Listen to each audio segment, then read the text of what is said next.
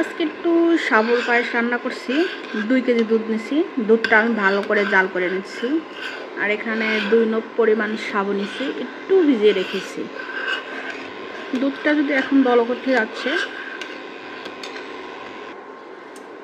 দুধটা বলক উঠে গেছে ভালো করে। সাবুটা একটু ভালো করে ধুয়ে নিয়েছিলাম, এগুলো দিয়ে দিচ্ছি এখন। আসলে সাবুর পায়েসটা রান্না করতে হয় পায়েসের মতোই। আমি 2 কেজি দুধে 2 নব সাবু দিয়ে দিছি।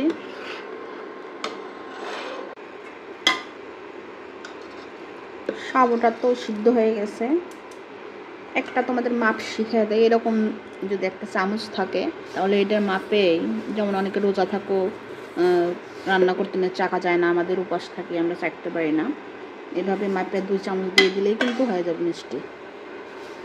কারণ আমি এইভাবে রান্না করে দেখেছি, একদম 2 চামচ কাটে কাটে দিলে অনেক সুন্দর হয়ে যায়। রান্নাটা আমার কমপ্লিট হয়ে গেল।